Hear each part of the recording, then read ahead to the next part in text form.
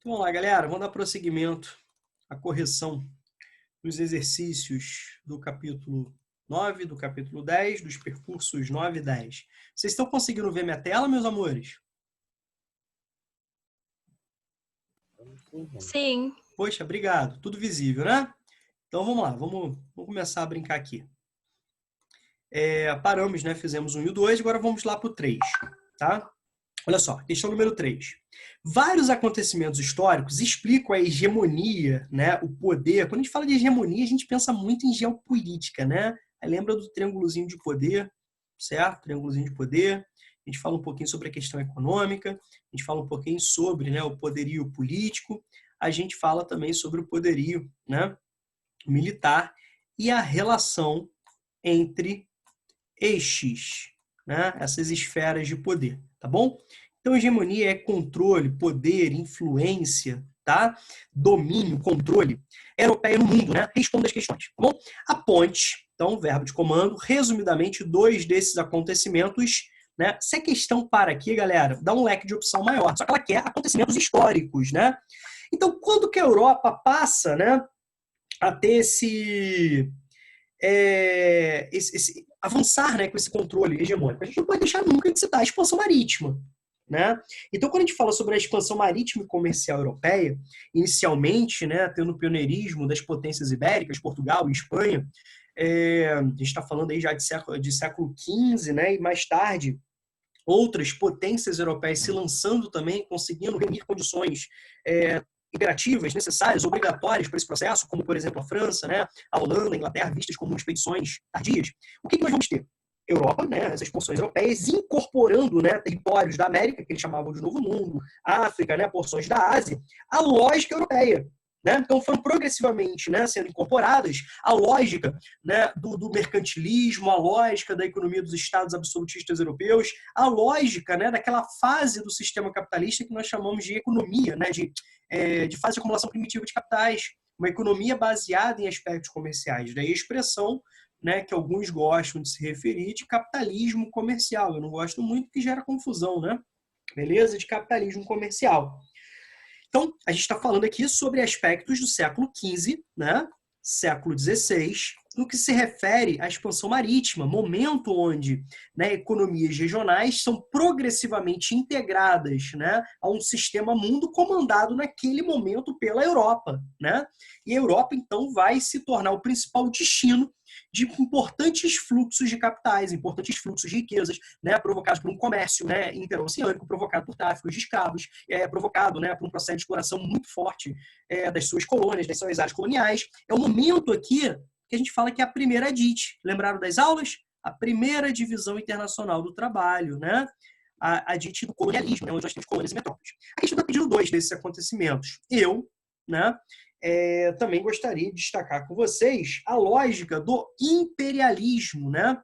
Momento, tá? Então, a gente está falando aqui no final do século XIX, a gente está falando aqui, né, do avançar para o século XX, tá bom? Onde nós temos aqui a segunda DIT sendo estabelecida, momento, né, da difusão do desenvolvimento industrial, momento, né, do capitalismo industrial. Lembre-se que a Revolução Industrial tem como pioneira a Inglaterra, mas rapidamente esse modelo de organização produtiva baseado numa mecanização, baseada, né, numa força motriz artificial, baseado num grande, né, processo de divisão internacional do trabalho, né, de exploração, de separação entre donos, né, de meios de produção e donos da força de trabalho, começa a se estabelecer ali. Então, essa relação começa a ficar muito claro, essa relação de domínio, né? Países industrializados e países não industrializados. É nesse momento que grandes potências europeias, já, né, com seu avançar industrial, passam a recorrer novamente ao domínio colonial, daí a expressão neocolonialismo, né, tendo um olhar muito forte para a África, a partir da partilha do continente africano, né, estabelecida ali na Conferência de Berlim. A gente está no ano de 1884, 85, né, o avançar para porções da Ásia, num grande processo, né, de colonialismo. A busca por mercados consumidores, áreas fornecedoras de matérias-primas, né, abundantes, variadas, áreas, né, onde as grandes potências e suas empresas pudessem investir seus capitais, Tudo bem? Então são dois acontecimentos aí extremamente, né, importantes. Tá legal? Certo? Aqui na fase, né, na primeira fase do capitalismo, né, a fase de acumulação, né, primitiva de capitais, tá? Acumulação primitiva de capitais, a fase do capitalismo, né, comercial, e aqui já está falando na fase, né, na fase industrial, do capitalismo, né, industrial, a fase do capitalismo industrial. Então, eu acho que está resolvida a questão. Gente, alguma dúvida? Sim ou não? Show ou não?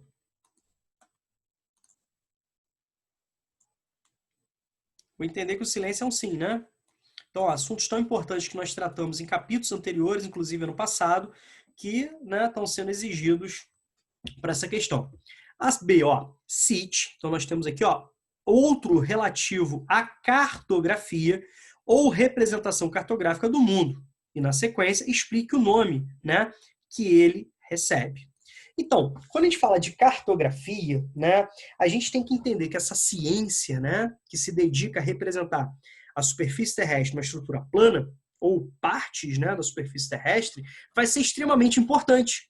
É extremamente importante, né, e foi extremamente importante para todo o processo de evolução da sociedade, inclusive, né, num processo de localização, no processo de expansão, de necessidade de novas terras. E quando para a gente não voltar muito, né, em termos históricos, vamos resgatar né, o que a gente viu no ar. Quando a gente fala de cartografia, quando a gente fala de expansão marítima, a gente pode perceber que o desenvolvimento cartográfico, como o desenvolvimento de outras ciências, né, foi fator imperativo para, né, a possibilidade dessas grandes navegações. Não é isso? E o que nós temos de grande destaque? No século XVI, nós já temos, por exemplo, né, pegando a questão cartográfica da questão, a projeção de Mercator. Não é isso? Alguns professores falam Mercator, eu sigo, né, como eu aprendi, meus professores de Mercator, o Gerhard Kremer, né, um belga, né, região de Flandres, hoje a Bélgica, região, né, a projeção de Mercator, que é uma projeção, né, que é uma projeção cilíndrica, projeção, vou botar aqui, ó, não dá para escrever muito, botar bem abreviado, projeção cilíndrica, então é como o globo tivesse envolvido por um cilindro, né, conforme. Quando a gente fala que uma projeção cilíndrica conforme, é uma projeção que ela preserva as formas, mas, né, em detrimento, né, disso, ela deforma a área. Tudo bem?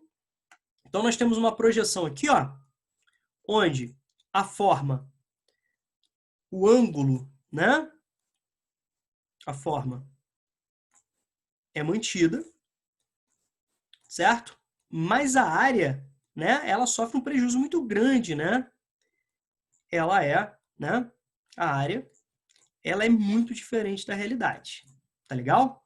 Lembre-se que é impossível você representar algo tridimensional, algo, né, com a característica do planeta, numa lógica bidimensional, numa lógica plana, sem que aconteça deformações. Então, sempre haverá deformações.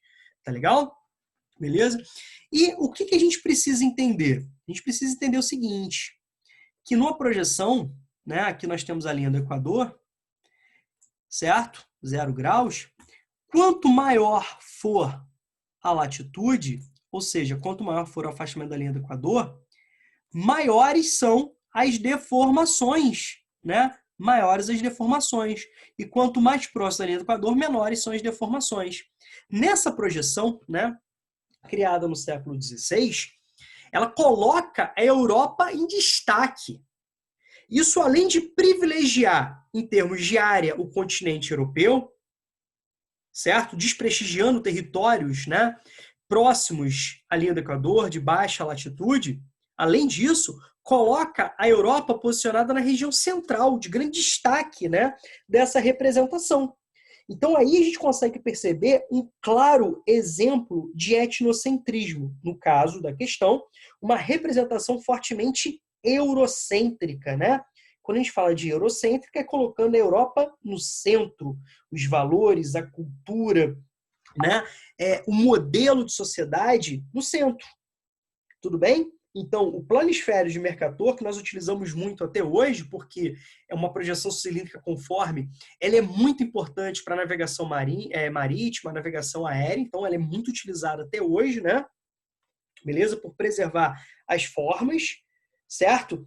Ela é uma representação que coloca a Europa no centro, né? Beleza? Beleza? Apresentando aí, né, a Europa no centro, a Europa na porção norte e gerando todo esse entendimento, essa pencha que nós carregamos até hoje, né? Quando, por exemplo, se eu pedir para vocês fecharem os olhos e imaginarem, né, um planisfério apontando, né, um mapa mundi, né, apresentando o hemisfério lado a lado, tá bom? O hemisfério leste ao lado do hemisfério oeste, ou se eu pedir para vocês pensarem no planisfério em geral, né, vocês vão imaginar um planisfério onde a Europa está muito bem localizada, né? Está no apontamento norte, está no centro, né? Levando em consideração essa convenção que se estabeleceu da Rosa dos Ventos.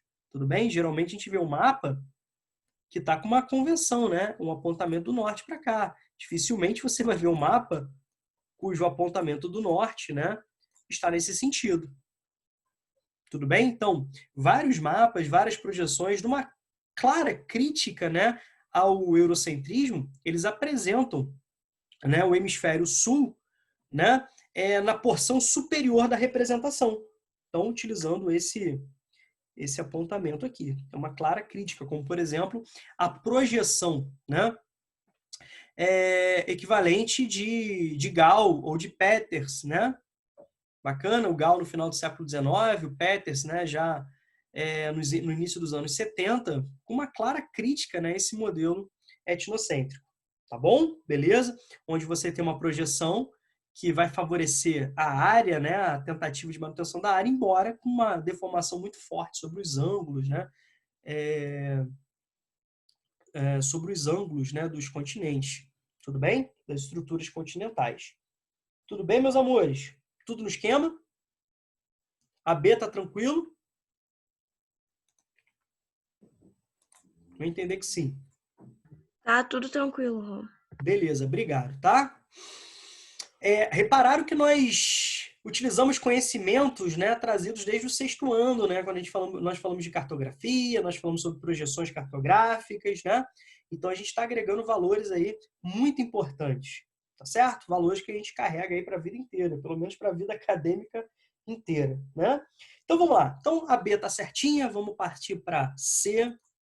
O que é etnocentrismo, né? Ao longo dos itens A e B, obviamente eu fui apresentando, né, o que significa etnocentrismo, né?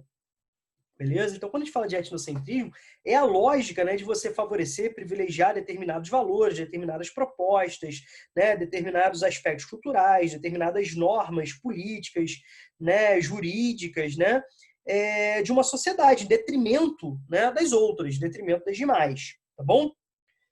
Isso, obviamente, eu quero que vocês entendam, quando você coloca uma etnia no centro, isso aqui vai gerar obrigatoriamente uma coisa chamada de preconceito. Obrigatoriamente isso aqui vai gerar preconceito, tá? E, em muitos casos, né, um preconceito muito exacerbado que leva à morte, né? Que leva à destruição cultural, beleza? E a gente pode falar, inclusive, da xenofobia, né? Um dos grandes males que foram sendo construídos, ampliados, modificados e que nós temos reflexos atuais assim extremamente nocivos, né, enquanto sociedade, enquanto, né, planeta, enquanto sociedade humana, tá bom? Então isso é importante.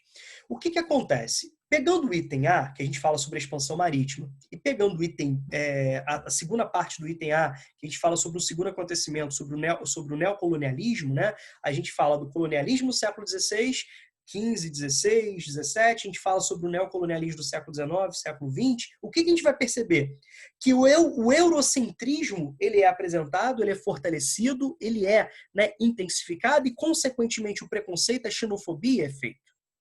No século XIX, por exemplo, né, importantes e falaciosas, né, justificativas foram apresentadas, como, por exemplo, o darwinismo social, né? Como, por exemplo, a questão da justificativa do fardo do homem branco, como foi apresentado, vocês discutiram muito isso nas aulas de história, né? Quando o professor, né, fala sobre imperialismo, sobre justificativa imperial, né, sobre uma lógica mesmo, né, de destino manifestado por Deus. Olha, por exemplo, a expansão, né, territorial dos Estados Unidos para o oeste, a justificativa, inclusive, utilizando a religião, né? Então, para se contrapor a essa lógica aqui do etnocentrismo, nós temos uma outra visão. Guardem, né, guardem isso no coração de vocês, que é a lógica, né, do relativismo cultural. Relativismo cultural. Relativismo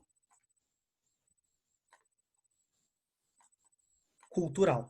Tudo bem? Ou seja, você tem um olhar relativo para o outro, entendendo, né, as diferenças culturais, fruto, né, de uma evolução histórica, de transformações históricas, né, peculiares, aspectos, né, variados, entendendo que um grupamento étnico, uma cultura, né, com seus valores, as suas características, ela não é melhor do que outra. Ela apenas, né, tem as suas peculiaridades. Pegando um gancho mais atual que nós já vimos, a gente pode falar sobre o hibridismo cultural. É um dos aspectos da globalização, né? Onde você tem uma intensificação dessas trocas de informações, essas trocas, né, culturais e a junção de aspectos, né? Então você tem uma sociedade nova, você tem né, uma cultura nova, forjada a partir da integração de valores de uma ou mais culturas. Isso é bacana, né? Só que, por outro lado, nós temos ainda a manutenção e o fortalecimento de uma forte xenofobia. Tá legal? É uma das grandes, assim, contradições, dos grandes desafios, né, ao mundo global. Tudo bem? Beleza? Então é isso que eu quero que vocês entendam, né? O conceito de etnocentrismo e o seu, né, o contraponto, a sua proposta de você ter um olhar baseado no relativismo cultural. Por exemplo, durante o colonialismo, durante o neocolonialismo, o que prevaleceu? O etnocentrismo europeu, o eurocentrismo e, consequentemente, né, um genocídio, um etnocídio muito forte, né, por parte dos europeus sobre a sua população dos territórios dominados. Infelizmente, né, uma vasta área do globo. Tudo bem? Certo? O subdesenvolvimento tem raízes, né, ligadas a isso, obviamente, dentro dessa lógica de evolução do sistema capitalista, né? Meus amores, tudo no esquema? Item C aí. Bacana? Relação com história, relação com geografia, interdisciplinaridade, falando sobre vários assuntos vistos no sexto, né, no oitavo e também no nono ano. Pegando aqui nossa escola como exemplo, nosso programa, né, de geografia da nossa escola como exemplo. Tudo no esquema? Tudo tranquilo? Uhum. Beleza? Então, bacana.